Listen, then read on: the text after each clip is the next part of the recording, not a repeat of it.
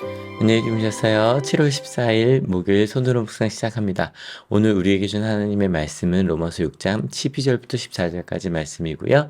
말씀의 제목은 없을 것입니다. 같이 한번 읽어볼게요. 그러므로 여러분은 죄가 여러분의 죽을 몸을 지배하지 못하게 해서 여러분이 몸의 정욕에 굴복하는 일이 없도록 하십시오. 그러므로 여러분은 여러분의 지체를 죄에 내맡겨서 불의의 연장이 되게 하지 마십시오. 오히려 여러분은 죽은 사람들 가운데서 살아난 사람답게 여러분을 하나님께 바치고 여러분의 지체를 의의 연장으로 하나님께 바치십시오. 여러분은 율법 아래 있지 않고 은혜 아래 있으므로 죄가 여러분을 다스릴 수 없을 것입니다. 바울이 로마서를 통해 그 율법과 의에 대한 이야기를 쭉 끌어오고 있어요. 그리고 지난 장부터는 칭의, 그러니까 이제 하나님께서 우리를 의롭게 하셨다. 그 의는 하나님의 의니까. 근데 우린 그게 어떻게 가능하나라고 묻는데 그건 좀 7장, 8장에 나오고요. 일단 그것이 어떻게 가능하나 뒤에 이야기하면서 일단 정답은 얘기하죠. 그리스도로 말미암아 가능하다라고 이야기하고 있어요.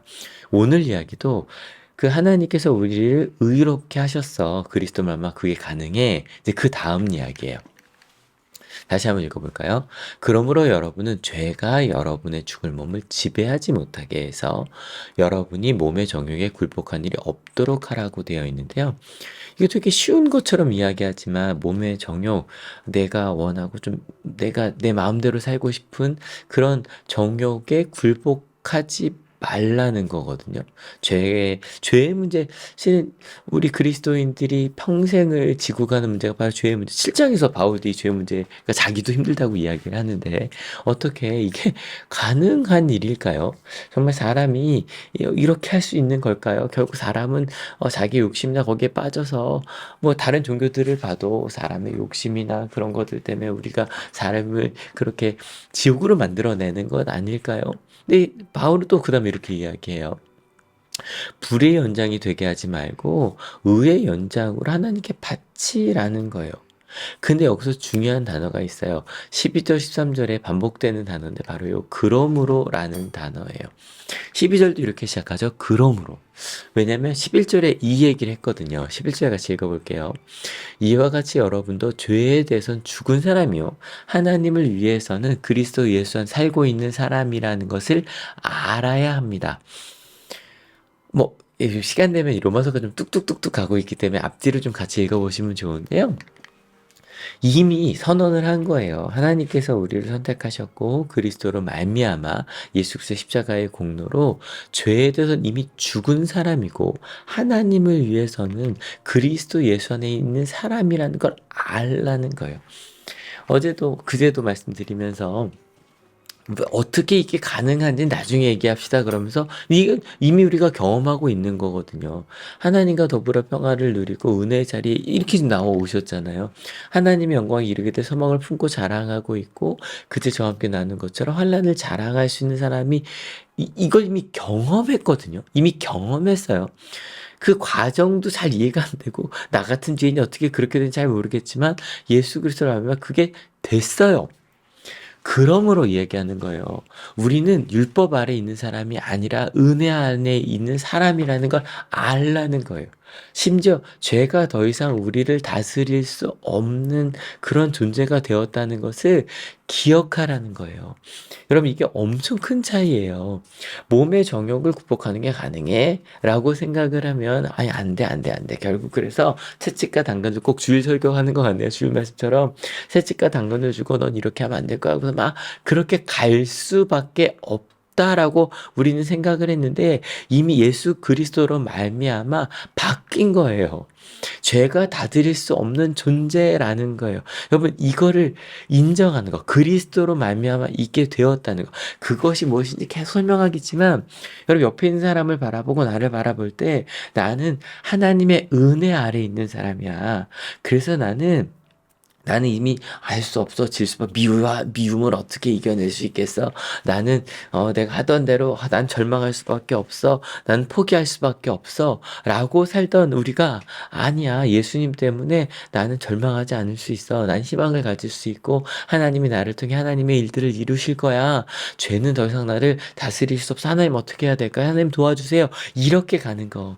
그게 바로 우리 그리스도인의 삶과 생각의 방향이라고 가르쳐 주고 있는 거예요. 여러분, 오늘 우리에게 준 하나님의 말씀, 자꾸 우리 마음속에 안 될 것 같아, 안 될 것 같아. 거기에서 얘기 아니야, 없을 거야. 없을 거야. 뭐가 없어요? 죄가 나를 다스릴 수 없어. 라고 바울이 알려준 거였어요. 자꾸 우리 마음속에 아닌데 아닌데라는 생각이 날 때, 어제 우리 엄성 목사님과 함께 나눈 이야기, 의인으로 사는가 죄인으로 사는가, 여러분 이거는요 물어볼 것도 없는 거예요. 왜냐면 이미 예수님께서 내가 죄인일 때, 연약할 때, 내가 죄인이자 심지어 예수님과 원수 되었을 때 나를 위해 죽으셨어요. 그리고 사랑을 확증하셨단 말이에요. 그러니까 이게 가능한가는 내가 물을 게 아니에요. 하나님께서 내가 그렇게 했어, 내가 너를 이미 사랑해 라고 확증하셨으니까, 여러분 우리는 의의 연장이 될 수 있어요. 믿으십니까? 그리고 우리는 은혜 아래에 있어요. 믿으십니까? 여러분 이것을 믿고 오늘 살면서 그래 나는 그래 결국 못하나 봐. 결국 이럴 수밖에 없을 거야. 나는 사랑할 수 없어. 혹은 그래 난 쟤를 미워할 수밖에 없어. 그냥 단절해야지라는 생각이 들 때, 아니야. 그래 나는 그랬었었어. 근데 나는 이미 하나님의 의의 연장이고 하나님의 은혜 아래에 있어. 하나님 제게 힘 주세요. 하나님 어떻게 그렇게 갈 수 있을까? 하나님께 물으면 가는 거야. 여기서도 오해하시면 안 되는 건, 그래 난 이미 의의 아래에 있고 난 죄가 나를 어쩔 수 없으니까 난 마음대로, 그렇게 쉽게 되는 건 아니겠죠. 하지만 은혜 아래에 있다는 걸 알고, 그리고 내가 의의 연장이라는 것을 알고 사는 건 엄청난 차이예요. 여러분 우리는 하나님의 은혜 아래에 있고 이미 우리를 향한 하나님의 사랑은 확증된 거고, 그리고 우리는 하나님의 의의 연장이 이고 되어 갈 거예요. 믿으십니까? 오늘은 이거 마음속에 품고 하루 살아봅시다. 기도하시겠습니다. 하나님, 끊임없이 난 아무것도 할 수 없어, 난 죄인이야, 사랑도 할 수 없고, 자꾸 사단이 우리 가운데 거짓말을 했거든요. 근데 바울은 예수님의 복음을 우리에게 다시 한번 깊게 전해 주었습니다. 우린 이미 하나님 아래 있고 은혜 아래 있고 하나님의 자녀 있고 하나님의 사랑이 예수 그리스도 십자가가 우리를 구원하셨다는 것, 우리를 생명길로 옮기셨다는 것, 그래서 우리는 하나님의 은혜 아래 오늘 하루도 살고 있다는 것, 그것이 무엇인지, 어떻게 더 그렇게 하나님 따라 아름다워지는지 물으며 갈게요. 그런데 우리 마음속에 오늘 하루 십자가에 대해서 질문이 들 때마다, 나 사랑하셨고 나는 하나님의 은혜 아래 있고 나는 의의 연장이야, 그렇게 생각하며 갈게요. 믿으며 갈게요. 그렇게 내가 은혜 아래 있음을 알고 믿고 가겠다고 결단하는 하나님의 귀한 자녀들 머리 위에 예수 그리스도의 사랑과 하나님의 은혜와 성령 하나님의 인도하심이 지금으로부터 영원토록 함께 하옵시기를 간절히 축원하옵나이다. 아멘.